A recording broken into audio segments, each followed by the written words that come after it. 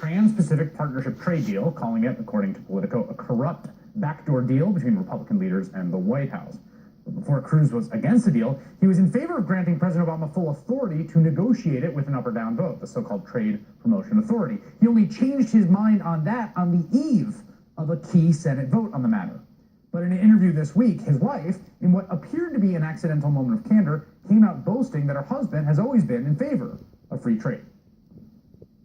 Your husband's position on trade and the importance of preserving American sovereignty and American jobs. Ted is a free trader. He's always been a free trader. And the reason he is for free trade is because it creates American jobs. We've done a study on the campaign as to how many jobs free trade has created for various states in the country. And the numbers are in the hundreds of thousands, depending on the size of the state. Joining me now, Reihan Salam, executive editor, National Review, and a columnist for Slate, and Ruth Conniff, editor-in-chief of the Progressive magazine. And Reihan, since you're sitting right in front of me, let me start with you. You wrote a really interesting piece about Trump voters, which I think relates to the video we just saw, right? You wrote a book a while ago basically saying the Republican Party has to speak to the economic anxieties of folks that are like the folks who were assembled in that room in Carrier being told your jobs are going away. It has to address them both concretely and rhetorically, or there will be a vacuum created. Fast forward, Trump comes along, you write a piece being like, I blame the people that did not create, right? I mean, that's the sort of thesis.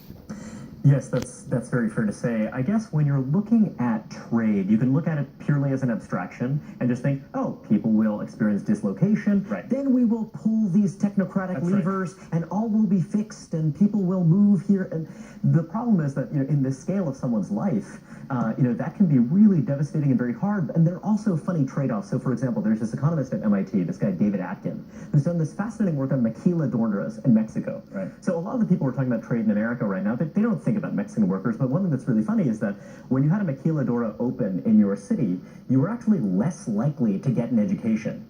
Because the opportunity cost of acquiring skills goes up. Right. So there are all these funny trade-offs that people don't think about when you go from abstraction to reality on the ground. And that's a great, Ruth, this is something that has been a fight in the Democratic Party for a while, right? Because there has been this real fight internal to the Democratic Party over trade, over its effects. You're seeing it play out actually in the Trans-Pacific Partnership, which is being pushed by President Obama and opposed by people like Sherrod Brown and Bernie Sanders. And I think Hillary Clinton now has come out against it.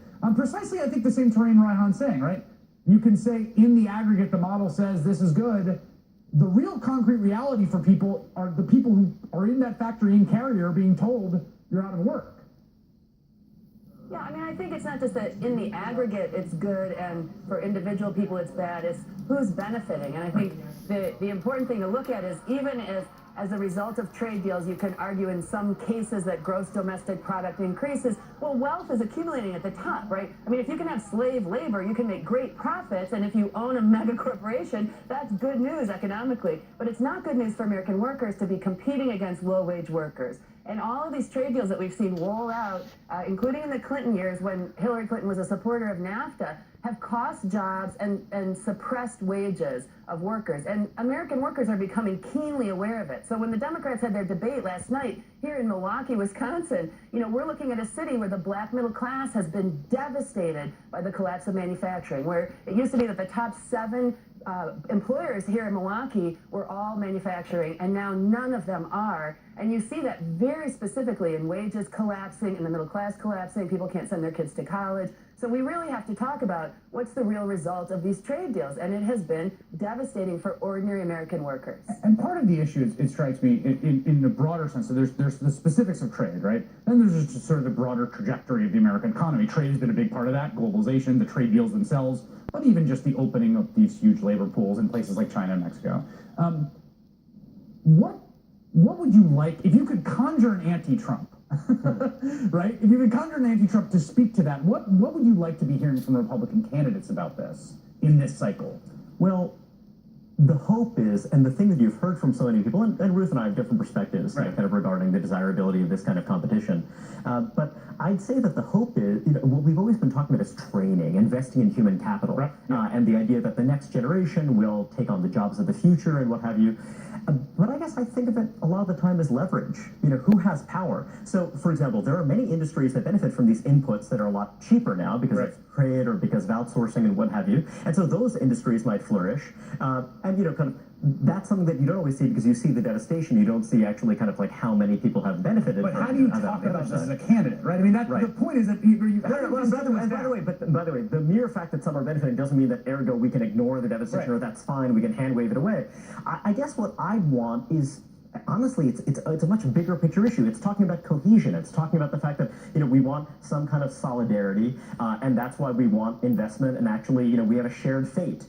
This seems very important to me, and I think this actually language that resonates with conservatives. And so when Trump talks about making America great again, winning, these are ways that aren't always very attractive to lots of people who don't share his gut instincts. But it is actually a language of solidarity and shared purpose. Right. I mean, it's the flip side of the sort of the others, right? Is that there is some togetherness in the boat of making America great again. And Ruth, I think that's something that also Democrats, I mean, you're seeing that play out, I think, in the Democratic primary a bit about this sort of language of in the old the sort of labor song, like, which side are you on?